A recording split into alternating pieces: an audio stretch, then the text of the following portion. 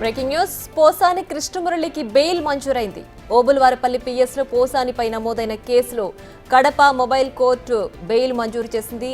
Posani custody పిటిషన్ను న్యాయస్థానం కొట్టివేసింది. రైల్వే కోడూరు జడ్జి సెలవులో ఉండడంతో కడప మొబైల్ కోర్టులో వాదనలు సాగాయి. బెయిల్ ఇవ్వాలని పోసాని తరపు లాయర్లు వాదించారు. కౌంటర్ దాఖలు చేస్తామని, సమయం కావాలని ప్రభుత్వ తరపున న్యాయవాది కోరారు. కంప్లైంట్ దారుడు తరపున వాదనలు వినాలని న్యాయవాది పిటిషన్ వేశారు. మరోవైపు పోలీస్ కస్టడీ ఇవ్వాలని పోలీసులు పిటిషన్ దాఖలు చేశారు. అందరి వాదనలు విన్న Kadapa mobile court judge bail మంజూరు చేశారు.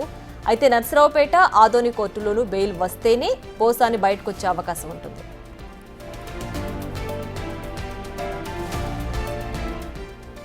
మరింత సమాచారాన్ని మా ప్రతినిధి దామోదర్ ఫోన్ లైన్ అందిస్తారు. దామోదర్, చెప్పండి, పోసానికి ఒక కేసుకు సంబంధించి ప్రస్తుతానికి బెయిల్ వచ్చింది కదా, సో రిమైనింగ్ కేసులకు సంబంధించి ఆయన బెయిల్ పిటిషన్ దాఖలు చేశారు. ఏంటి పూర్తి డీటెయిల్స్?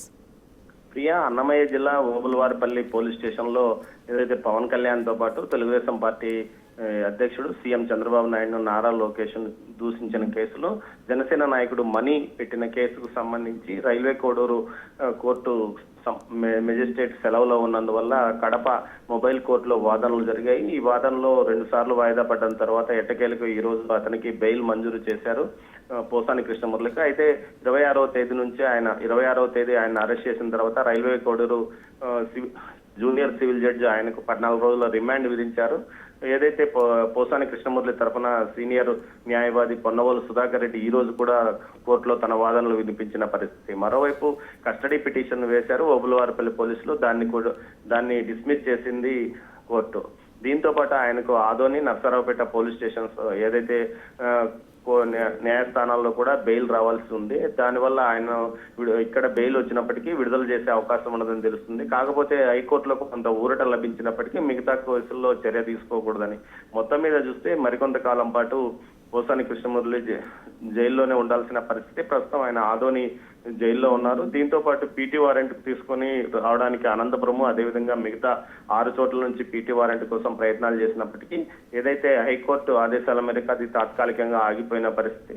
మొత్తం మీద అయితే ఈ 2 కేసులు ఏదైతే అటు నర్సరావుపేట కానీ ఆదోనిలో కానీ బెయిల్ వచ్చిన తర్వాతే పూర్తిగా విడుదలవుతాడని తెలుస్తుంది. అయితే ఆదోనితో పాటు అటు నర్సరావుపేట పోలీసులు కూడా కస్టడీ పిటిషన్ దాఖలు చేసిన నేపథ్యంలో ఈ 2 చోట్ల ఎక్కడో ఒక చోట కస్టడీకి తీసుకునే అవకాశం ఉందని కూడా తెలుస్తుంది. మొత్తం మీద అయితే 17 కేసులు 17 ప్రాంతాల్లో ఆయన మీద కేసులు నమోదైన పరిస్థితిలో 6 చోట్ల నుంచి పోలీసులు అతని కోసం ఏదైతే పీటీ వారెంట్ కోసం దాఖలు చేసిన పరిస్థితి కనిపిస్తుంది. ప్రియ, మొత్తం మీద ఈ 2 చోట్ల బెయిల్ వస్తే పూర్తిగా బయటకు వచ్చే అవకాశం ఉంది. అయితే ఆ తర్వాత హైకోర్టు ఎలాంటి నిర్ణయం తీసుకుంటుందా అన్నది కూడా వేచి చూడాల్సి ఉంది.